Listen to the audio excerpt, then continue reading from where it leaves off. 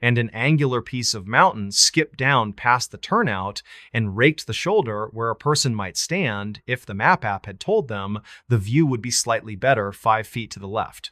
He stood 5 feet to the right and understood what he had not let himself name. His own voice had been saving him one small instruction at a time, delivering him back to himself like a package that might otherwise be lost in a sorting facility the size of a life.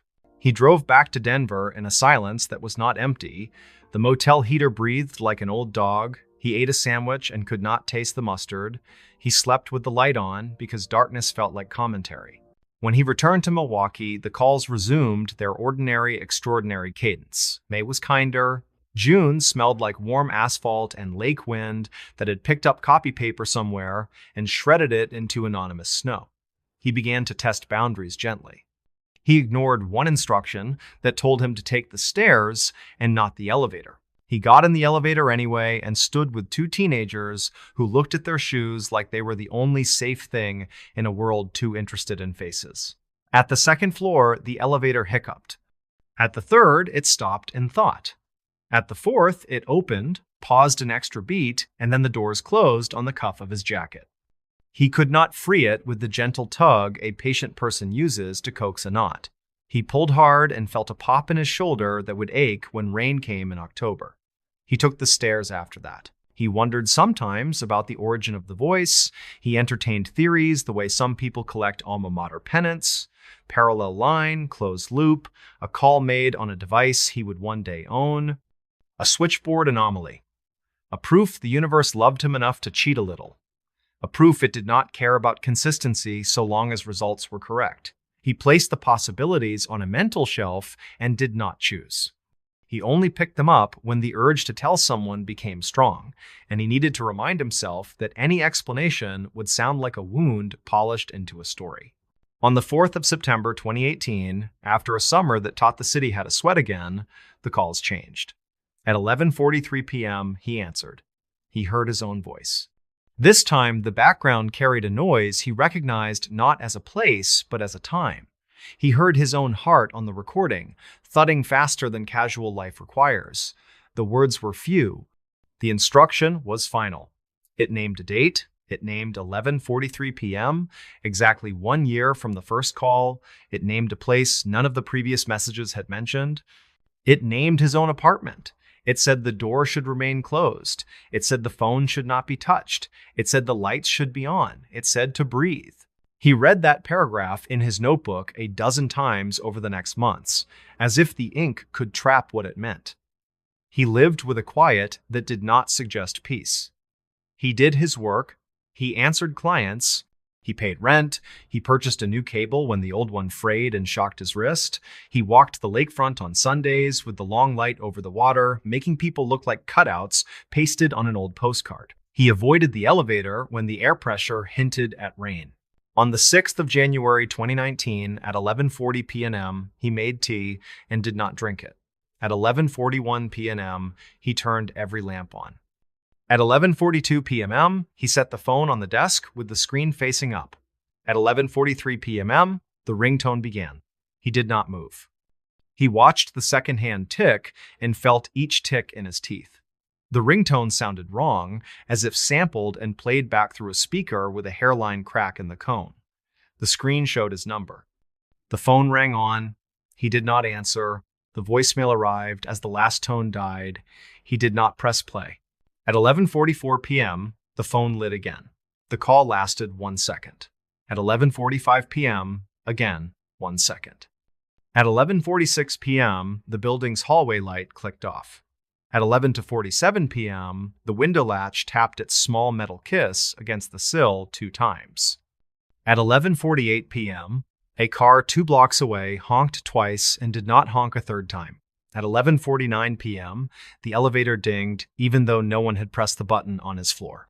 At 11:50 p.m., the radiator coughed. At 11:51 p.m., footsteps in the hallway paused outside his door and then continued. At 11:52 p.m., the phone lit again. At 11:53 p.m., the fridge motor came on. At 11:54 p.m., the phone vibrated once for a text. He looked. The text was empty. At 11:55 p.m., nothing. At 11:56 p.m., nothing. At 11:57 p.m., his chest loosened in a way that felt like betrayal of his own instructions. At 11:58 p.m., he pressed play on the voicemail. He heard his own voice. He heard everything he had heard before.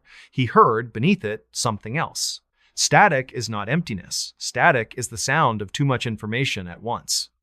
In the static was a rhythm he recognized as the beat between statements when he concentrates. In the static was a breath. The message ended. The second voicemail played automatically. It was 3 seconds long. In those 3 seconds, he heard himself breathing in a room that was too quiet. The third message began and cut off. The fourth did the same. He set the phone down. He set his palms on his thighs. He breathed. At midnight, the lights were still on. After that night, the calls did not stop.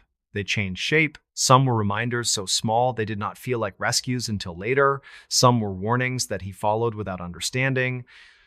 Some were nothing more than a date and a time and the word wait.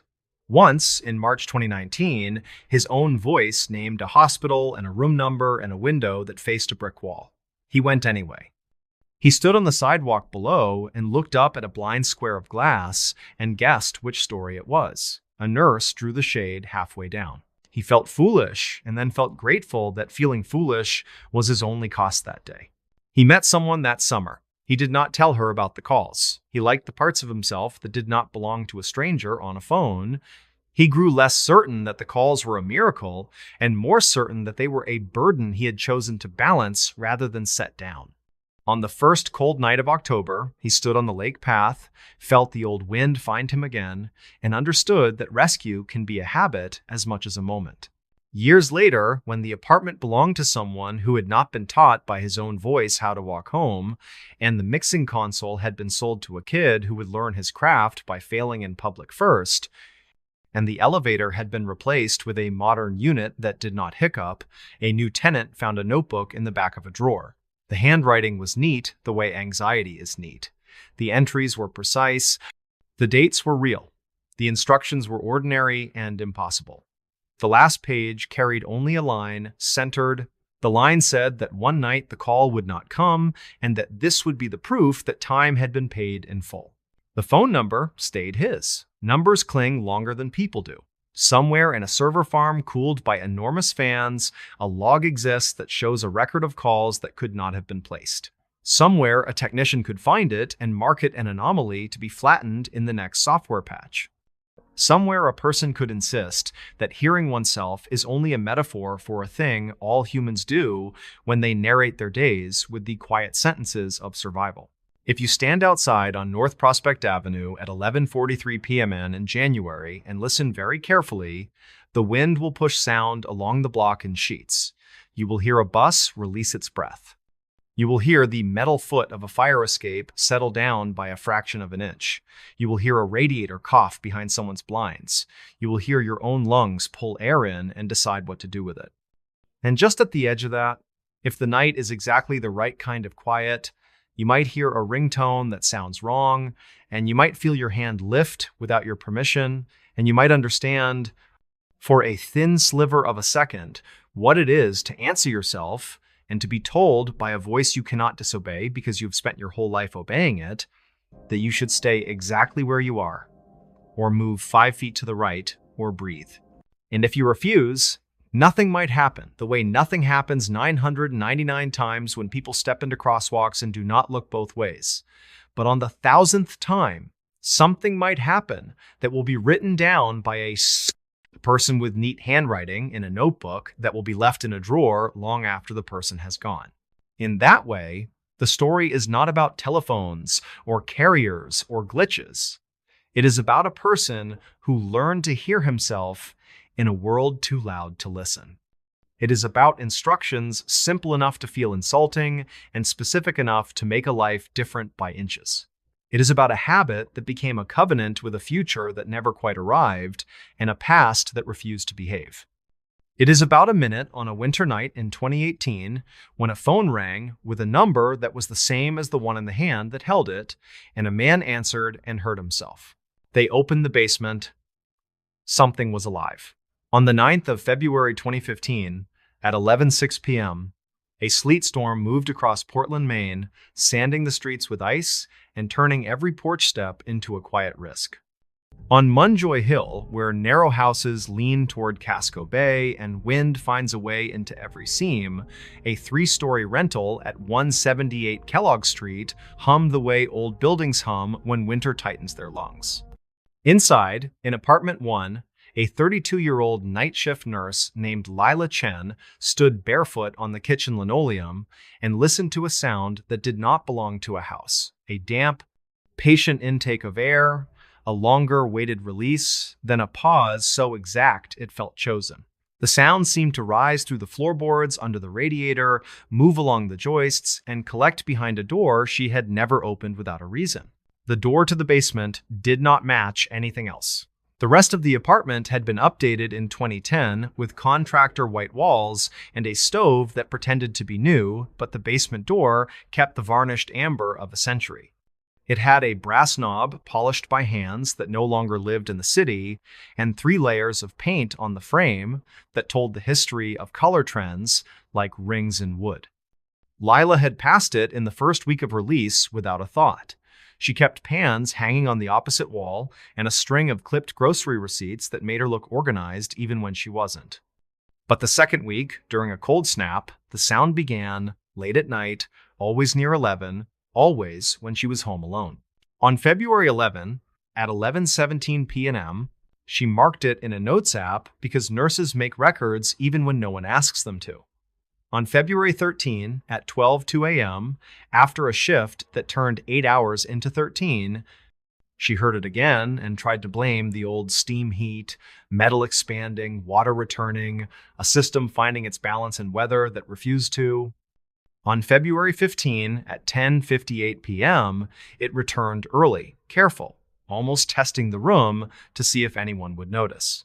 Lila's landlord, a retired longshoreman named Walter Holt, who lived on the 3rd floor and smelled like salt and aftershave from a brand you cannot buy anymore, he said the basement was shared storage and mechanicals.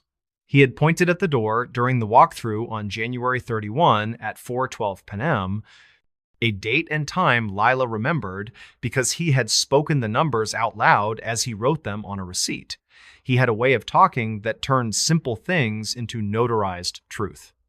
The furnace, he said, was a steady old oil burner. The bulkhead at the back opened to the alley. The panel with the breakers was labeled tight enough to make an electrician smile. He kept a dehumidifier running in summer due to the bay wet.